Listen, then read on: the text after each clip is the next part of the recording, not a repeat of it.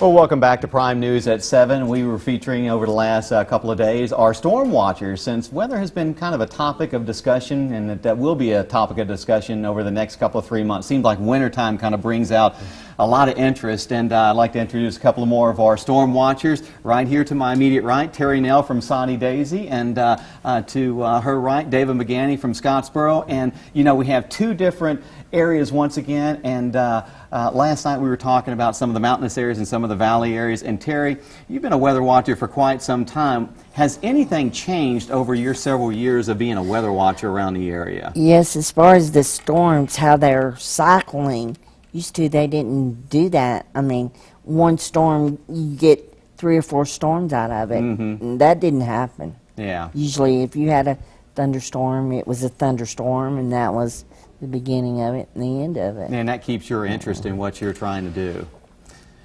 Yes, sir. It is always very interesting. And David, you've been around for several years with us at News 12, and you're a key weather watcher because you kind of tell us what's going to happen before we actually see it, since you're down in Scottsboro. That's correct. That's correct, yeah. And you're in between Huntsville and Chattanooga, so how is the weather a little bit different over, I guess, over the hill in Scottsboro from what it is here? Actually, there's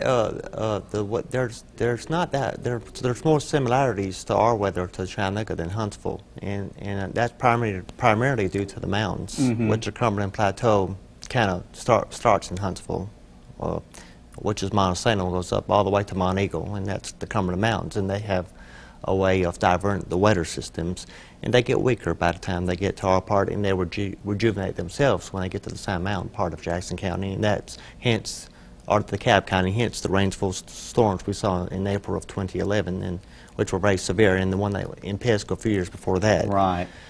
So we're very fortunate in Scottsboro that we have that little cup we live in, so to speak, the river valley, and we're surrounded by all these mountains. So that protects you almost like the area here in Chattanooga is protected by the bowls of mountains and ridges. Yes, yes. Yeah. I think that does have a big impact, but unless the low pressure system is so severe and it's so deep, then even if it's coming from the Tennessee River from the southwest, I think that's the only way we could get a EF4 or EF5 tornado. Yeah. Well, David and Terri, once again, thank you for joining us, and we appreciate all of your hard work and your loyal work that inform not only me, but all of the viewers here at News 12. And I did want to mention before we go to the break that there is a seminar, Red Cross seminar, Skywarn seminar, February 2nd at the Red Cross. If you would like to learn more, become a sky watcher or storm watcher, those folks would really like to use you, just in case we do have severe weather coming up over the next several months. Hey, stay tuned. We're going to give away our last cookie of the new year,